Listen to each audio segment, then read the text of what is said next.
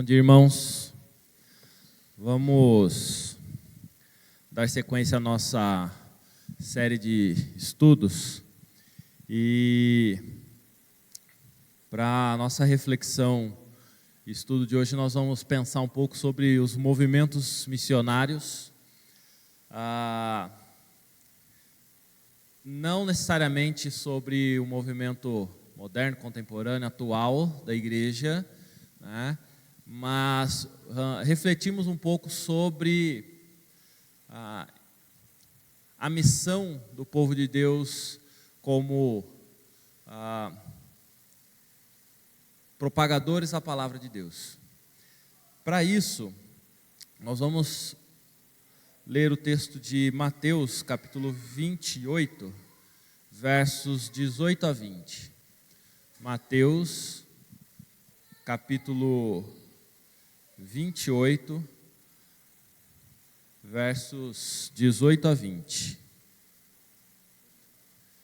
Um texto extremamente conhecido. Mateus capítulo 18, versos 18 a 20, diz assim a palavra de Deus. Jesus, aproximando-se, falou-lhes, dizendo: toda autoridade me foi dada no céu e na terra. Ide, portanto, fazei discípulos de todas as nações, batizando-os em nome do Pai, e do Filho, e do Espírito Santo, ensinando-os a guardar todas as coisas que vos tenho ordenado. E eis que estou convosco todos os dias até a consumação do século. Veja que o texto ele é muito direto, né? Jesus, junto com os discípulos, ele, imbuído de sua autoridade, portanto, ao reafirmar a sua autoridade, dada por Deus, sobre todo o universo, sobre céu e terra, ele fala com os discípulos de forma imperativa. Ide, ou ainda, em outras traduções possíveis, indo, caminhando, vivendo. Portanto, então, como conclusão desta caminhada, deste ir, desse viver, fazei discípulos de todas as nações, batizando-os em nome do Pai, do Filho e do Espírito Santo. Uma reafirmação da Trindade, que a obra de salvação, ela se baseia na obra do Pai, do Filho e do Espírito Santo. Fazei discípulos. E veja que o fazer discípulo aqui não é o que Jesus fez com os seus discípulos, mas o fazer discípulos aqui é: pregue a palavra para que essas pessoas se arrependam e se tornem semelhantes a mim. Então é um processo, não é apenas um ato de anunciar Cristo Jesus como Salvador, mas ir além disso, fazendo-os se tornarem cristãos, compreendendo o que é ser um cristão, fazer discípulos. E como que eu faço isso? Verso 20: ensinando-os a guardar todas as coisas que vos tenho ordenado. E para isso então, para que você cumpra este papel de ensinar, e aí o ensino não se dá num ato pontual, mas contínuo, ensinando-os a guardar todas as coisas que vos tenho ordenado, eu estou convosco. A garantia, a certeza de que a obra não é nossa, e de que a força não é nossa, de que as condições não dependem de nós. Eis que estou convosco todos os dias até a consumação do século. Jesus dá a garantia que Ele estará com todo o povo na missão de pregar o Evangelho e fazer discípulos. Se nós olhássemos apenas para ser missionário, ter uma missão, isso aqui bastava. E qualquer movimento missionário seria o quê? O nosso ato, o nosso movimento de, como crentes, cumprirmos a mensagem de Cristo, a ordenança de Cristo. Pregar, anunciar, vidas que se convertem, nós ensinamos, caminhando com elas, para torná-las crentes, que elas aprendam a guardar os ensinamentos de Deus. Contudo, veja que nós vamos ter aí algumas nuances a partir disso, né? E aí, a primeira pergunta a se fazer: será que ser missionário é uma ordenança, um propósito de Deus para a igreja a partir de Jesus? É possível afirmar que havia entre os israelitas, os judeus, os hebreus, a consciência do papel que eles deveriam exercer como luz para os gentios? Como alguém que como povo que deveria ser luz, assim como Jesus fala para que nós sejamos luz e sal na terra? Essa é uma pergunta de sim ou não. Essa está fácil. Israel tinha uma missão? Israel era missionária? Israel deveria ser missionária e anunciar Deus? Sim ou não? Levanta a mão, sim. 2 mãos só? Então os outros têm que levantar no não agora. Quem acha que não, levanta a mão. Enquanto vocês não se manifestarem, a gente fica nessa primeira pergunta, não tem problema. Eu volto semana que vem, a gente continua. Tem 50 minutos para responder sim ou não. E eu não vou sair daqui. Agora vou ser teimoso. Vou repetir a pergunta. Quem acha que sim, Israel tinha missão de falar de Deus? Quem acha que sim, levanta a mão. Tem um povo mais corajoso agora, depois da ameaça do professor. Quem acha que não, levanta a mão. Quem está em dúvida, levanta a mão agora. Quem não sabe ou não entendeu a pergunta?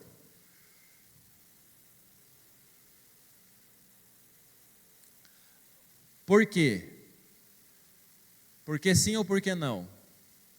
Pela quantidade de textos que tem citados ali, você acha que a resposta é sim ou você acha que a resposta é não? Hã? Essa pergunta é até com cola, né? Tá fácil. Com consulta, né? Com cola. Sim ou não? Sim, né?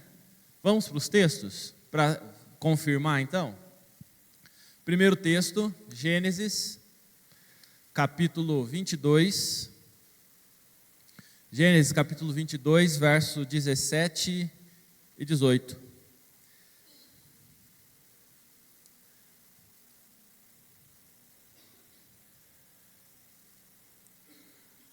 A partir do 16: Jurei por mim mesmo, diz o Senhor, porquanto fizeste isso e não negaste o teu único filho, que deveras te abençoarei e certamente multiplicarei a tua descendência como as estrelas dos céus e como a areia da praia do mar. A tua descendência possuirá a cidade dos teus inimigos. Nessa cidade, serão benditas todas as nações da terra, porquanto obedeceste a minha voz. Veja que Jesus está falando, Deus, né? Aqui Deus Pai está falando com Abraão. E o que ele está afirmando? Que por meio do cumprimento da obediência que Abraão teve, o que Deus faria com ele? Constituiria uma nação. Mas qual que era o propósito dessa nação? A partir dessa nação e do território que ela vai ocupar, o que o verso 18 diz?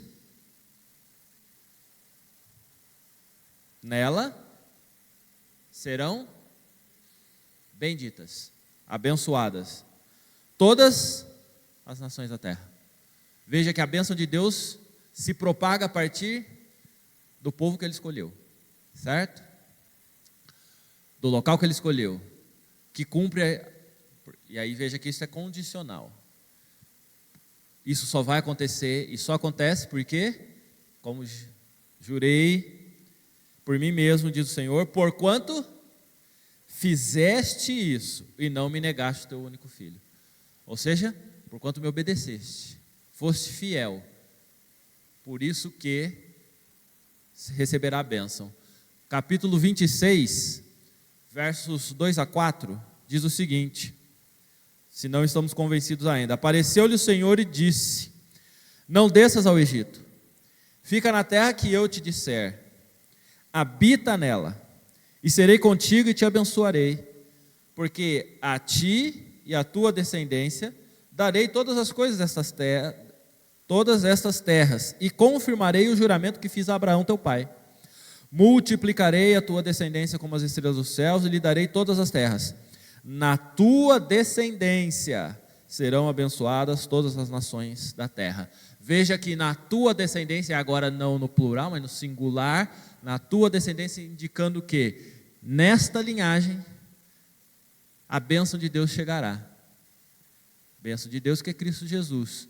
E o que ele está anunciando aqui? Antes do povo até se entender como povo, antes de existir povo de Deus, que a bênção de Deus chegaria pelo seu descendente. Quem que está falando? Deus. E qual que é a missão, portanto? Cumprir a vontade de Deus, ficar na terra, para que Deus possa abençoar. 28, capítulo 28, verso 13 e 14. Capítulo 28, verso 13 e 14.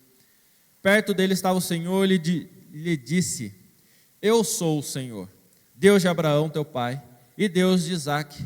A terra em que agora estás deitado, eu te darei, e a ti e a tua descendência. A tua descendência será como o pó da terra, estender-se-á para o ocidente e para o oriente, para o norte e para o sul. Em ti e na tua descendência serão abençoadas todas as famílias da terra. Veja aqui de novo, qual que é o propósito que Deus estabelece para um povo que irá se constituir a partir de Abraão, Isaque, Jacó, que muda de nome. Qual que é o nome que Jacó recebe a partir do momento da sua conversão? Depois de aprontar um monte, se arrepender, e Deus de fato começar a usá-lo. Povo de Israel, povo de Jacó, povo de Isaque, povo de Abraão, povo que eu escolhi, com um propósito: abençoar a terra.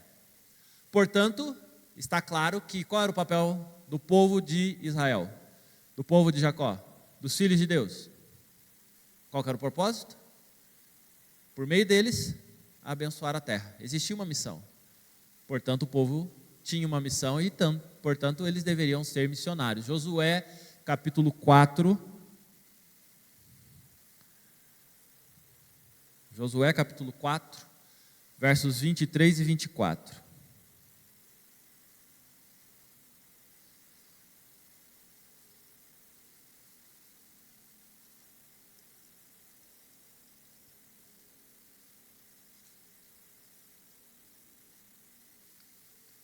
Josué capítulo 4, verso 23 e 24.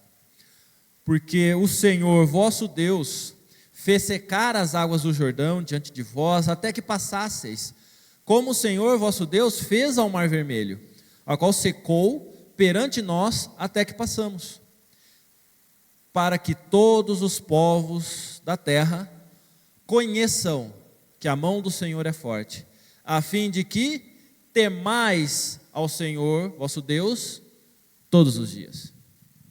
Então agora, já no processo de estabelecimento de conquista da terra, qual que é a missão? Qual que é o reforço que Josué dá?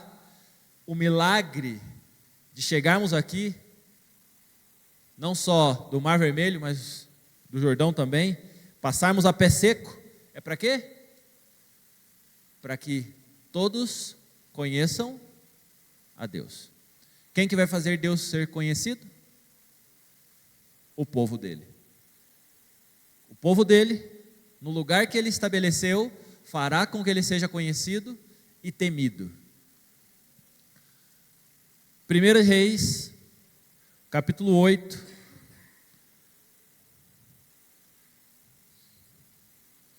1 Reis, capítulo 8, verso 41 a 43.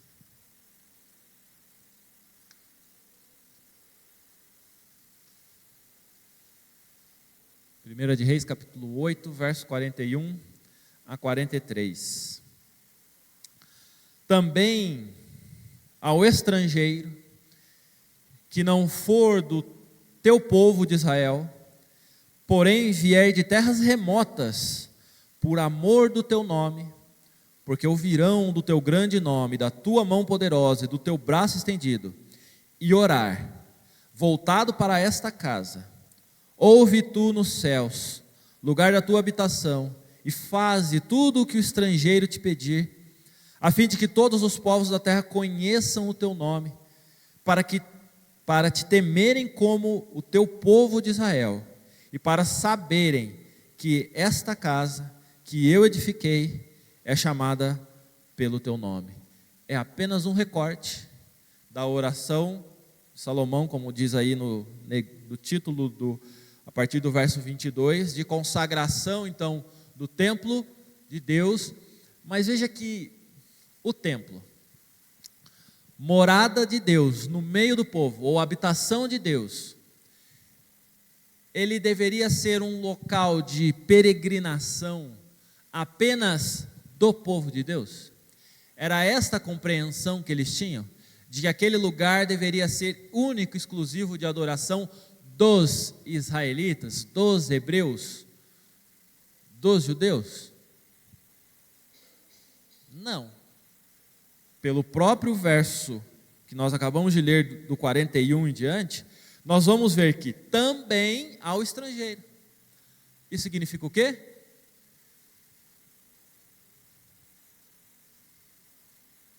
Que aquele templo que estava sendo consagrado seria local de adoração de pessoas que não são judeus, que não são hebreus, que não são circuncidados, mas que se voltam para o Senhor.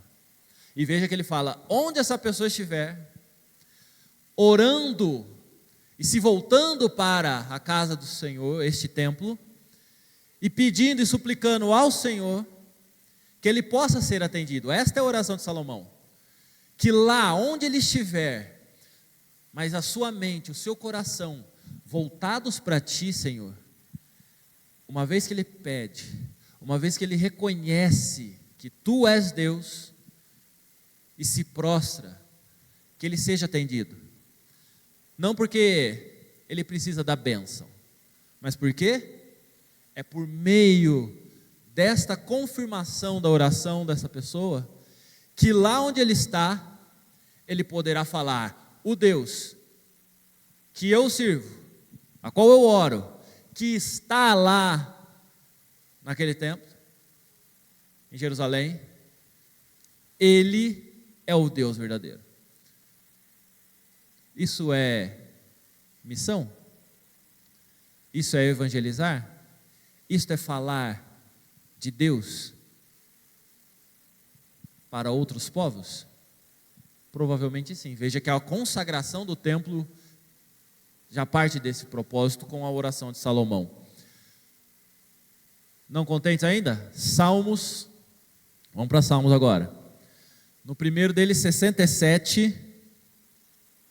Salmo 67, 1 e 2. Seja Deus gracioso para conosco e nos abençoe e faça resplandecer sobre nós o rosto, para que se conheça na terra o teu caminho e em todas as nações a tua salvação. Salmo cantado pelo povo de Deus para celebrar ao Senhor, mas indicando o quê? Que o Senhor seja gracioso para conosco, ou seja, nos abençoe, nos guarde, nos proteja, haja sobre nós, para nós nos acharmos poderosos, para nós nos acharmos filhos de Deus Todo-Poderoso, para nós nos acharmos qualquer coisa distinta dos demais.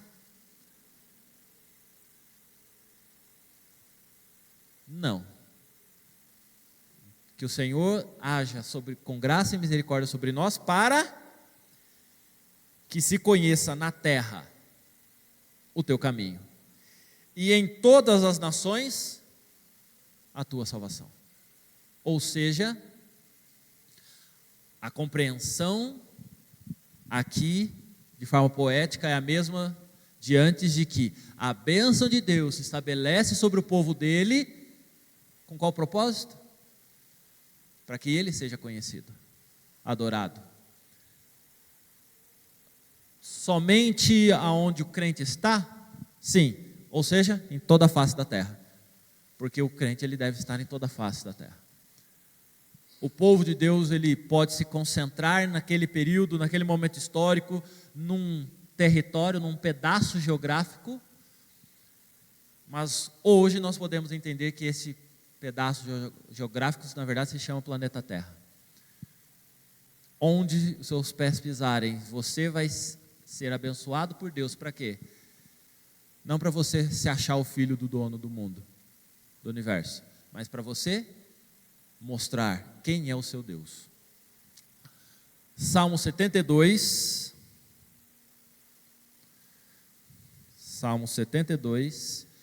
versos 11 e 17. Verso 11: e todos os reis se prostrem perante ele, todas as nações o sirvam.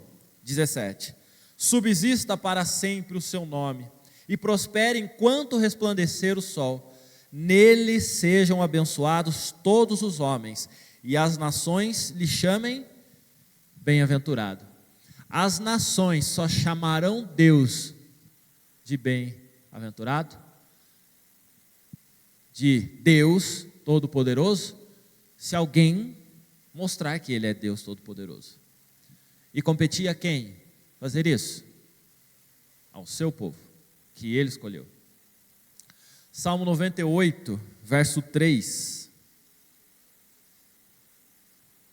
Salmo 98, verso 3.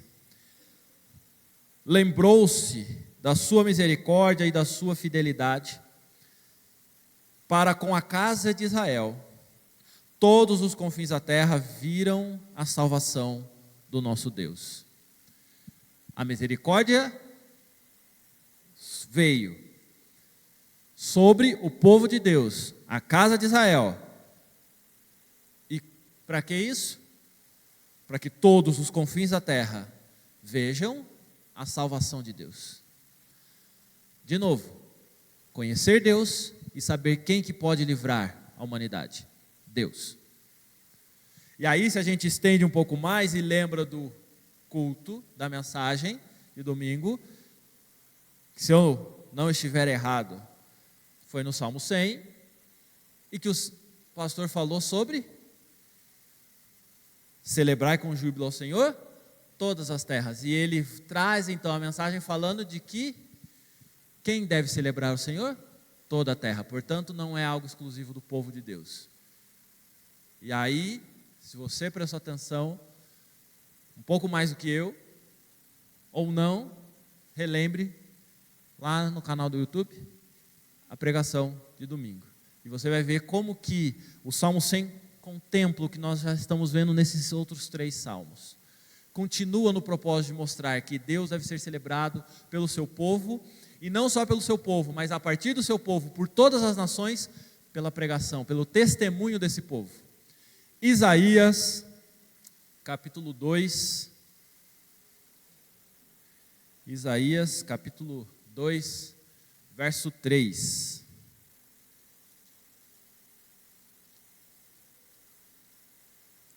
Isaías, capítulo 2, verso 3. E irão muitas nações e dirão: vinde e subamos ao monte do Senhor e à casa do Deus de Jacó, para que nos ensine os seus caminhos e andemos pelas suas veredas, porque de Sião sairá a lei e a palavra do Senhor de Jerusalém. A palavra do Senhor do Monte Sião, que aconteceu no passado, né? Lembrar de Moisés. A salvação, palavra do Senhor de Jerusalém. Mas para onde que está indo essa palavra de salvação? Ou quem reconhecerá esta palavra de salvação? como diz o começo, irão o povo de Deus? Não. Irão quem? Quem irão? Se é irão é porque é no plural. Quem irá? Quem? Poucas? Uma? Singular? Não. Muitas. Muitas o quê? Nações. Muitas nações irão. Irão para quê? Com que propósito? Irão à casa de Deus para conhecer melhor o sino dos seus caminhos e reconhecer que Ele é o Senhor e Salvador. Isaías 45,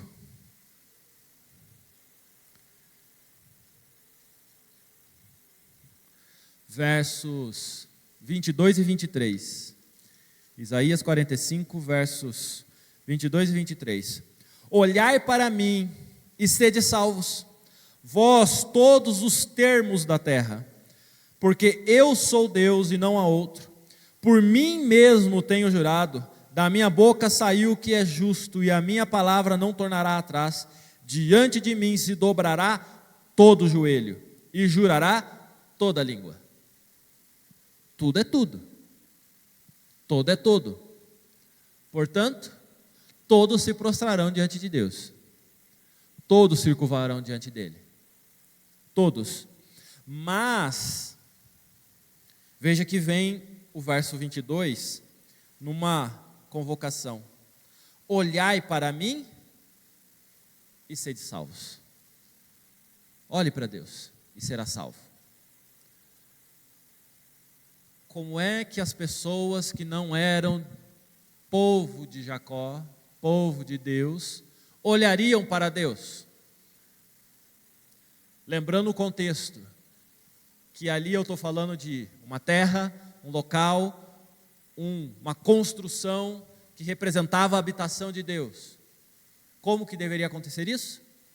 Com este povo, anunciando, sendo testemunho onde estivesse para os estrangeiros, para que onde eles estivessem, assim como Salomão orou, eles pudessem orar, voltado para este local, reconhecendo quem era Deus. Portanto, olhai para Deus e será salvo. Mas quem que tem o propósito de fazer isso? Seu povo. Isaías 66, 17, ou melhor, 19. Isaías 66, verso 19. Porei entre elas um sinal, e alguns dos que foram salvos enviarei às nações, a Tarsis, Pul e Lud, que atiram com o arco, e Tubal e Javã, até as terras do mar mais remotas, que jamais ouviram falar de mim, nem viram a minha glória. Eles anunciarão entre as nações a minha glória. Só foi com Jesus que o povo de Deus passou a ter a missão de falar sobre esse Deus para todas as pessoas da face da terra.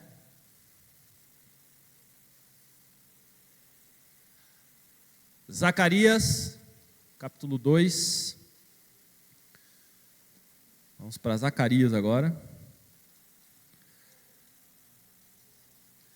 Capítulo 2, verso 11.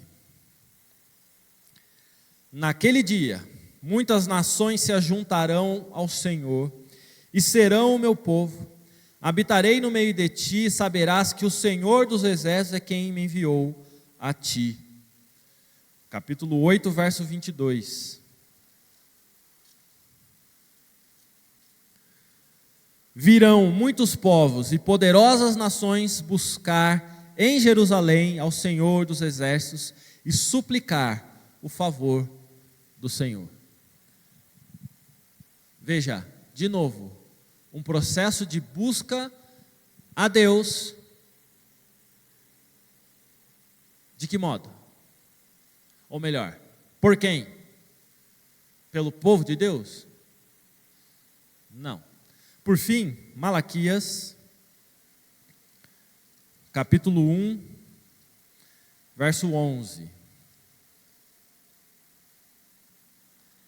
Mas, desde o nascente do sol até o poente, é grande entre as nações o meu nome, e em todo lugar lhe é queimado incenso e trazidas ofertas puras, porque o meu nome é grande entre as nações, diz o Senhor dos exércitos. Vou fazer a pergunta de novo, insistente.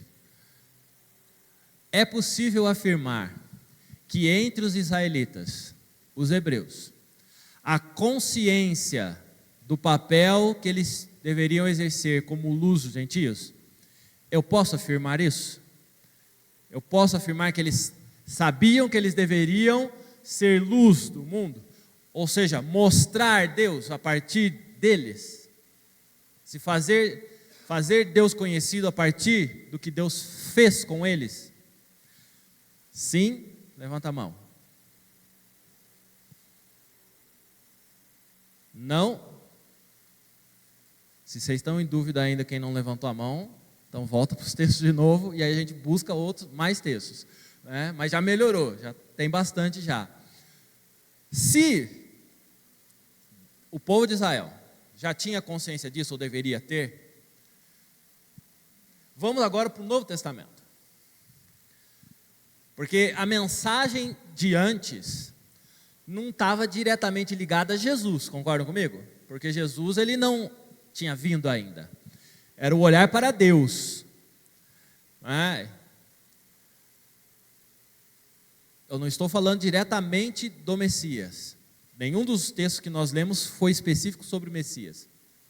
Mas, a partir de você, povo de Deus, este Deus será conhecido de todas as nações. E Deus será adorado por todas as nações. A partir da vinda de Cristo, portanto, nós vamos ter uma mudança da forma como isso é pregado. Aliás, antes até de Jesus começar, porque antes de Jesus começar a sua missão, quem começa a pregar é João Batista. Isso é correto? E depois de Jesus vem os apóstolos, que dão sequência à pregação do Evangelho, de falar de Deus. Havia distinção entre a mensagem pregada por João Batista, por Jesus e os apóstolos, da que for anunciada pelos judeus do Antigo Testamento. E olha que eu já dei até spoiler, né? Eu quase dei a resposta aqui, se vocês entenderam, no meio da introdução da pergunta. A mensagem do Antigo Testamento nós lemos vários textos. É a mesma mensagem de João Batista? João Batista pregou a mesma coisa que a gente leu em todos esses textos? Qual que era a mensagem de João Batista? Essa vocês sabem. Essa vocês têm que saber. Arrependei-vos, por quê? Por quê? Está próximo. O quê? O que está próximo? O reino dos céus. Arrependei-vos, porque está próximo o reino dos céus. Arrependei-vos, porque chegará um momento em que não haverá mais possibilidade de arrependimento. Se arrependam, porque o Senhor cumprirá as promessas que Ele fez. Essa era a mensagem de João Batista. Essa era a mensagem do povo de Israel? Que nós acabamos de ler em todos aqueles outros? Eu não entendi qual era a mensagem do povo de Israel. Então vamos voltar para o povo de Israel. Qual que era a mensagem que o povo de Israel tinha que fazer? Em ti serão abençoadas todas as famílias, nações, correto? E como que serão abençoadas? Por meio da bênção que eu estou dando para você, correto? Então eu ajo sobre você para que você possa falar quem é o Deus que sustenta, que cuida, que protege, quem é o Deus que ampara, certo? Que te sustenta, que manda chuva no tempo certo, que você tira o sol na hora correta, que faz a coisa crescer e não vem praga. Quem que tem controle sobre as forças da natureza? É o Deus que eu sirvo. Veja como que é próspera a nossa nação. Sirva a Ele para vocês serem prósperos também. Essa era a mensagem. Olhem para nós, como Deus age conosco, para Ele agir com vocês também, para que vocês sejam salvos. Não é exatamente a mesma mensagem do João Batista. Arrependei-vos, e agora vem uma mensagem de pecado, clara. Arrependei-vos, porque está próximo o reino dos céus. Mas é a mesma mensagem de Jesus? Essas duas mensagens, ou até mesmo a de João Batista, era a mensagem de Jesus? Qual que é a mensagem de Jesus? Lascou, né, agora? Porque Jesus ficou 3 anos, falou um monte, tem 3 evangelhos no mínimo falando de Jesus e do que Ele fez. Mas também lascou por quê? Porque se eu não sei isso agora, aí vai ser difícil eu defender que eu sou cristão. Porque se eu não sei o que Jesus veio fazer, e o que Ele falou, como é que eu posso falar que eu sou de Jesus? Lascou agora, agora vocês têm que falar. E aí?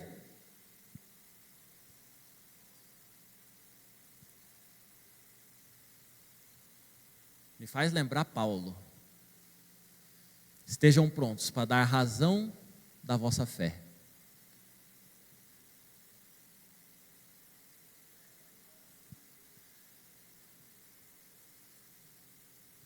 João 3,16.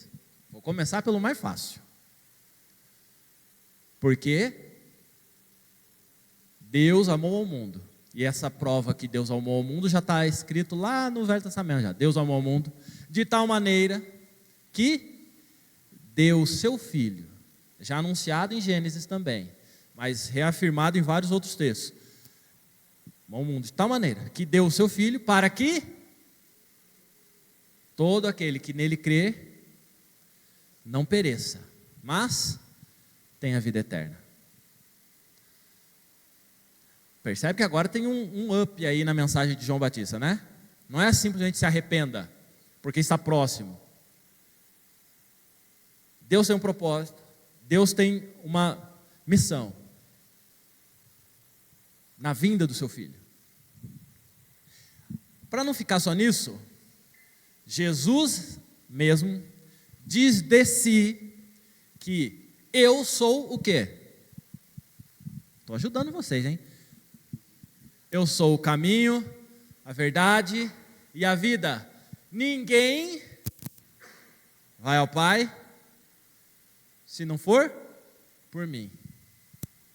Então percebe que a mensagem de Jesus ela é diferente, não é? Ela é diferente, porque ela nos faz ter consciência plena, clara, de céu e inferno.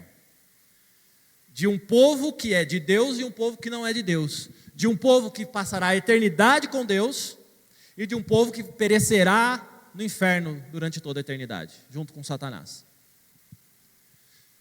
Quem que é o marco?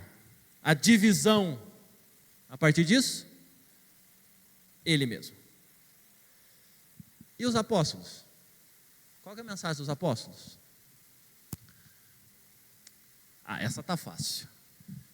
Qual que foi o primeiro texto que a gente leu? Mateus capítulo 28, não é? Volta para ele. Mateus capítulo 28, os últimos versículos.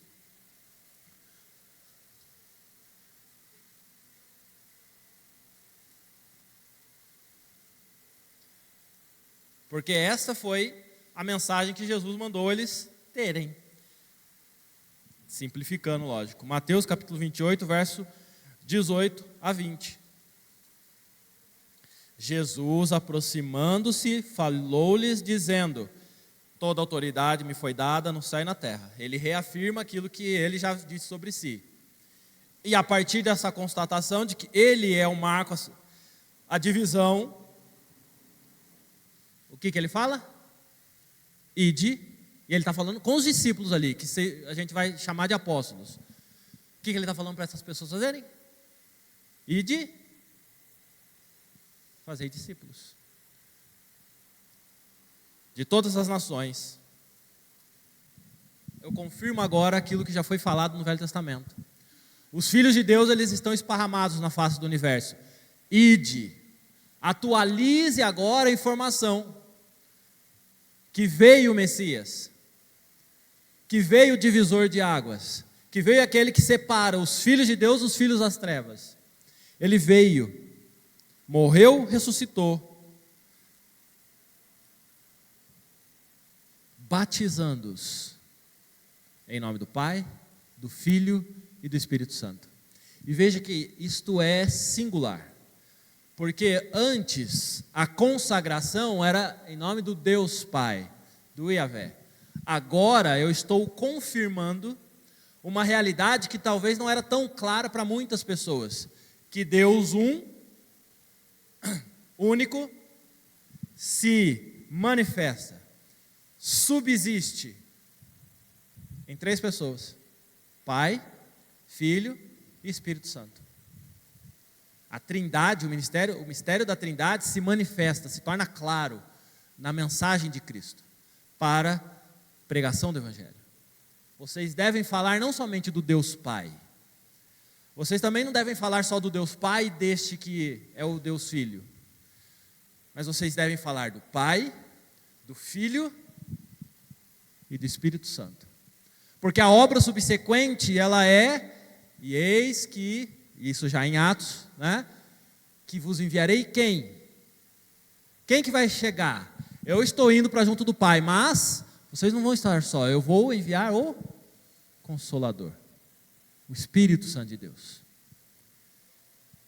Percebe que Deus, Ele completa a sua compreensão de quem Ele é, para o anúncio da palavra, para a pregação de quem é Deus, ensinando-os a guardar todas as coisas. Veja que aí eu tenho que voltar para a lei, que foi ressignificada por Jesus, e falar: olha, é dessa forma que o povo de Deus age, é dessa forma que Deus espera que o povo de Deus seja. Para quê? Para que nós sejamos abençoados e para que as nações sejam abençoadas. Onde nossos pés pisarem, haja a bênção de Deus. Não estou falando de prosperidade, estou falando de bênção de Deus. Há distinção? Com certeza há uma distinção. Podemos dizer que Jesus foi a mensagem e o mensageiro por excelência? Jesus é a mensagem e o mensageiro? O exemplo maior? Sim. Quando a gente prega quem? Jesus, porque é Ele que é o Salvador, correto? Então Ele é a mensagem, porque Ele é a palavra. Mas Ele, ao mesmo tempo que é a palavra, se fez mensageiro. Por quê? E aí a gente tem, só Lucas 7, você vai ver que vai ter 3 ou 4 exemplos de como Jesus foi o mensageiro da mensagem. Casa de fariseus. Diferentemente do que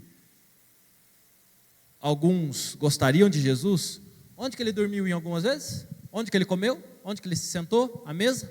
Com fariseus. Os doutores da lei que iam contra a mensagem que ele mesmo estava pregando, mas ele estava lá. Não só de fariseu, mas de publicanos também. A contragosto dos fariseus e do povo de Israel, ele vai com publicanos, com romanos, com cobradores de impostos. Mas só isso? Não. Ele se aproxima só de gente rica? Não. Porque numa situação diferente do que a gente pode pensar hoje na nossa casa, imagine que você é alguém importante e você está recebendo Jesus, com toda a fama que Jesus tem, com um monte de gente ao redor de Jesus. Aí, Jesus está na sua casa e aparece uma pessoa que começa a lavar o pé de Jesus, com as suas lágrimas, e secar o cabelo dele, com seus cabelos. Uma pessoa que não é bem vista e que não era convidada, mas ela entrou e se prostrou aos pés de Jesus. A mulher pecadora, na casa de um fariseu, fez isso. E a hora que o fariseu vai lá e fala: ô Jesus, como se ele não fosse dono da casa, tivesse deixado de entrar, mas você vai aceitar esse tipo de postura desse tipo de pessoa? Ele fala: então, quem merece mais perdão? Resumindo, quem deve mais ou quem deve menos? Onde a misericórdia é maior? A gratidão é maior? De quem deve mais ou de quem deve menos? O fariseu: de quem deve mais. Então, esta mulher está aqui prostrada aos meus pés, chorando e secando, limpando os meus pés com suas lágrimas, secando com os seus cabelos. Eu, quando entrei na sua casa, você não me ofereceu uma bacia para lavar os meus pés, como é tradição. Fariseu, você que sabe, fala tanto das impurezas, que tem que lavar as mãos, lavar o pé e não sei o que e tal, para se alimentar, você não me ofereceu nada para limpar, para me limpar. Essa mulher está fazendo isso. Jesus já dá um soco, né? Vai com a voadora, de forma muito clara e clássica, né? Jesus esteve com samaritanos. Samaritanos, esses que eram povo de Deus, ou se achavam povo de Deus, mas aí eu estou falando da separação das tribos, né? E que eles não adoravam a Deus em Jerusalém. E aí você tem a briga: onde devemos adorar a Deus? E vai, Jesus ele vai lá, conversa, e não só bastando falar com o samaritano, ele fala com uma mulher samaritana, à beira do poço. Quebra todas as barreiras culturais, todas as conveniências sociais. Para quê? Ao romper as barreiras geográficas, sociais, culturais e religiosas, este mensageiro, passando por várias regiões ali, falando com várias pessoas, o que ele está fazendo? Fazendo a missão que Deus deu ao povo de Israel. Pela descendência de Abraão, todas as nações serão abençoadas. Podemos dizer que Jesus foi a mensagem, o mensageiro? Sim. Como o livro de Atos mostra a ação missionária dos apóstolos de Jerusalém aos confins da terra, confins do mundo. Exatamente nessa ordem, mostrando que, como é que Jesus falou mesmo? Sereis minhas testemunhas em Jerusalém, cidade. Depois de Jerusalém, Samaria, Jerusalém, Samaria e confins. Então, peraí, 2 tribos, Judá, aí eu pego as 12 tribos, Judá e Samaria, mas é só nesse pedaço de terra? Não, confins da terra. Lembrando que a percepção dessas pessoas sobre terra, naquele contexto ali, eles não sabiam da nossa existência geográfica América, tampouco Oceania ali, Austrália. Essas pessoas não tinham consciência. Deus sim, Jesus sim, mas as pessoas não, os discípulos não. O conhecimento geográfico deles era de um mundo diferente. Mas veja que eles já sabiam da existência da Europa. Por quê? Porque aí eu tenho já um vínculo pelo Império Romano que estava estabelecido ali. E a ponto de Romanos, capítulo 15, verso 28, Paulo falar para eles, para os romanos, que depois de estar lá, ele gostaria de ir à Espanha. Olha só. Então ele já sabia o limite ali da Península Ibérica, da Europa. Sabia de uma extensão maior do que Itália, do que Roma. E aí, para ficar claro, vamos para a geografia agora, né? Pensando agora no movimento missionário, nós vamos ver que esse movimento missionário, na verdade, são movimentos missionários, que nunca deveriam deixar de existir, mas existem a partir de Jesus, com os apóstolos. E aí o Império Romano mostra isso tudo em verdinho e rosa ali. Províncias senatoriais, províncias imperiais, estados clientes, ou seja, o Império Romano, conhecido à época de Jesus, então estou falando ano 117, mas um pouco antes também, olha só, norte inteiro da África, o Egito, toda a parte do Oriente Médio ali, Turquia, né? E aí se estende Macedônia e varre toda a Europa, chegando até a Inglaterra ali, certo?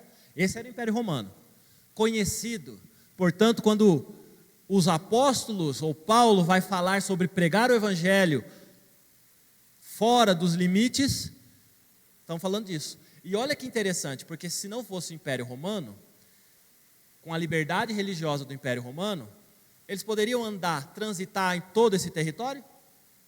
Não. Não poderia. Plenitude dos tempos. Neste tempo, o evangelho poderia ser pregado. Um pouco menor o mapa aqui, com os nomes ali das regiões, mas agora um pouco mais atualizado com nomes de lugares mais atuais. Nós vamos ver então parte da Europa, boa parte da Europa, ou a parte ocidental da Europa, digamos assim, né? Não a parte oriental, que está em cinza. Ainda estamos falando do Império Romano, mas aí dividido em várias cores, em várias regiões. Isso já na época de 300 depois de Cristo. Teodósio. E aí eu estou falando já do movimento, ou do momento em que o Império Romano se torna cristão oficialmente. Por quê?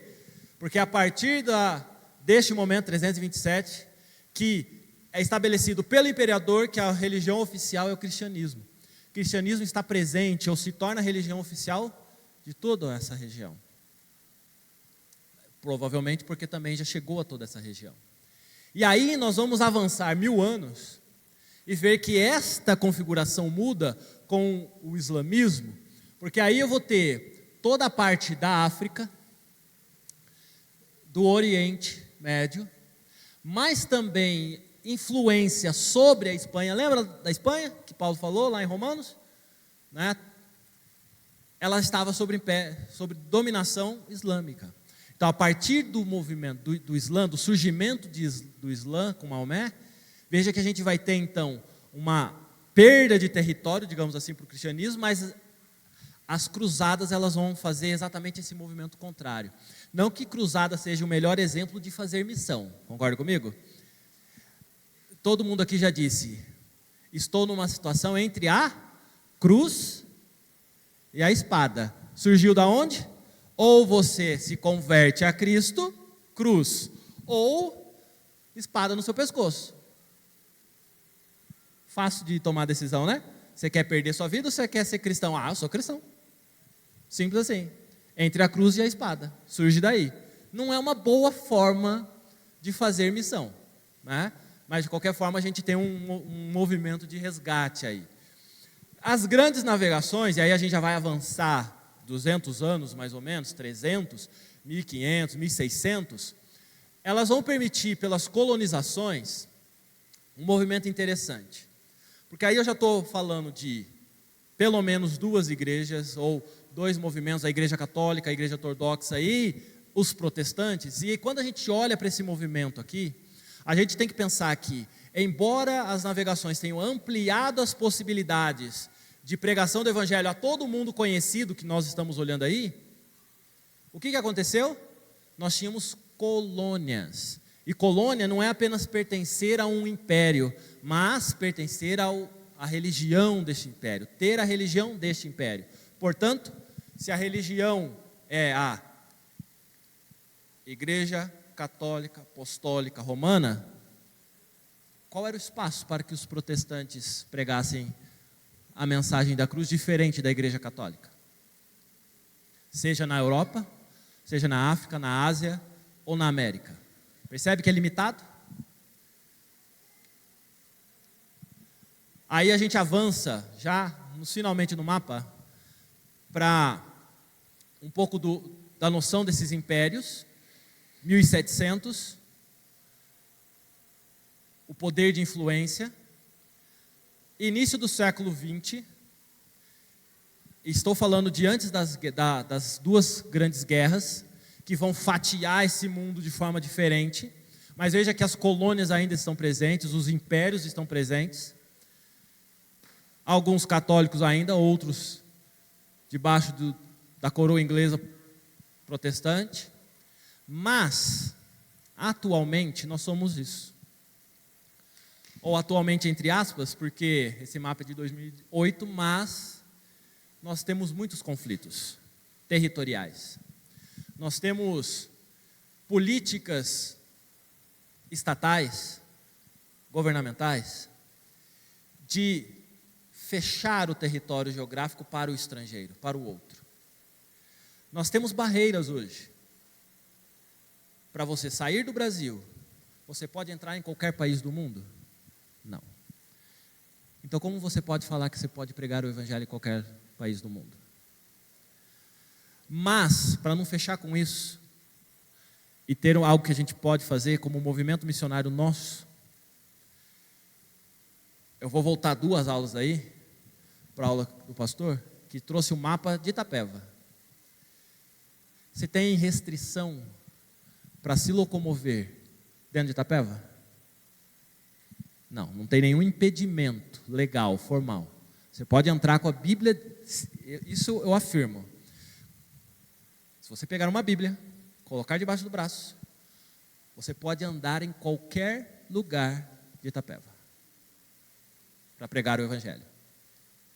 Dependendo do carro que você está, dependendo da profissão que você tem, em alguns lugares você não entra, mas com a Bíblia debaixo do braço você entra. E se for para pregar e falar de Jesus, você entra. Eu estarei convosco, e aí fica o texto para fechar aqui, e eu já vou passar para as crianças com a gente lendo esse texto. Tá? Mateus capítulo 28, verso 20. Voltemos a Mateus capítulo 28, verso 20.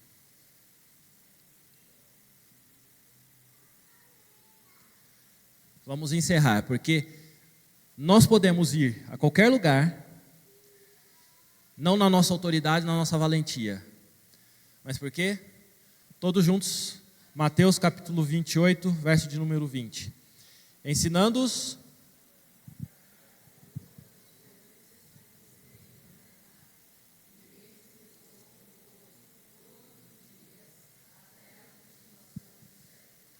o Senhor é a nossa autoridade. O Senhor é quem abre as portas e nos sustenta, porque Ele está conosco até os confins da terra, até o fim dos séculos. Que Deus nos abençoe. Para as crianças, qual que é a primeira sala? Que vai?